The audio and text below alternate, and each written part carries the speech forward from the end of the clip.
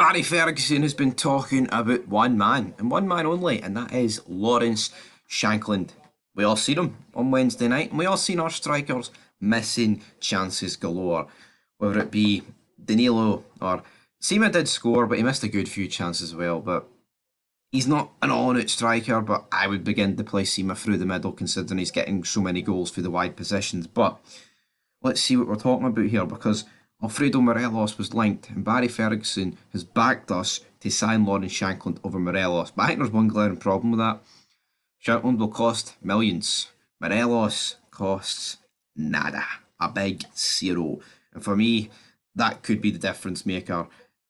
If we're honestly going to get Morelos back, it's split opinions. I mean, I don't think you should be going back, but it's a weird thing. I don't think you should be going back to like previous players, but there is instances where it's all right. Like we've seen McGregor come back, we've seen Davis come back, etc. I mean, it's happened in the past as well. Paddy Ferguson being no different. But you know, I look at, if we were offered Bassey or Aribo back, I'd be like, I take them back in a heartbeat. But it's just something about Morelos and Kent where it's like they've done us dirty. They did put down tools, but you know what? Morelos would be better than anything we've got.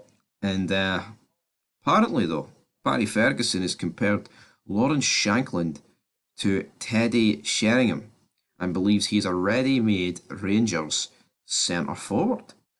Shankland started his Hearts were beaten by Castle by Philip Clement's side, with the Belgian coach giving the striker a big hug at full time. The fuel speculation that he could try and side with Jeremy, former captain Ferguson, while writing his column for Daily Record, shared that he sees a young Sherringham in Shankland and believes he would be a perfect option to come into Ibrox and solve their striking issues. I think he would solve them a great deal.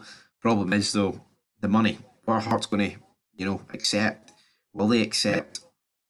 We don't know. Of course, Shankland, he's not out of contract yet, but there is a lot of talk, obviously, about him re-signing with Hearts, but I don't think he'll re-sign with Hearts. So if Shankland's going to get a big move away, this is the time to do it. 28, he's not going to get any younger. It's the prime for a striker, so we may as well go all out for Shankland.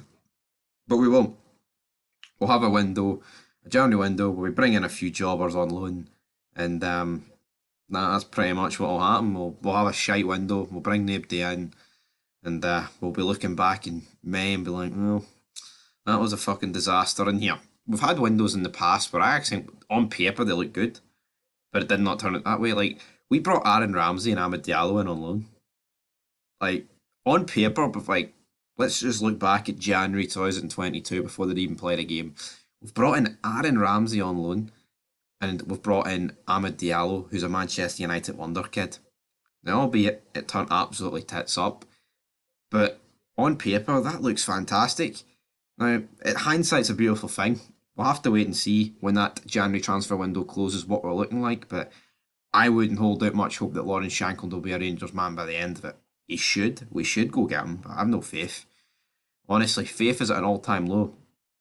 And I look at Shankland, he had two chances in that game, the one for the edge of the box, which he should get on target, right? But I'm not going to judge a striker on chances he misses from the edge of the box. I'm going to judge a striker from what he misses inside the box, 6, 5, 4 yards out. And sorry, but Danilo, Dessers, Lammers, they couldn't score in a fucking brothel. So for that reason alone, guys, I want Lawrence Shankland. I'm backing Barry Ferguson. Could he be our Terry Sheringham? He could be. He fucking well could be.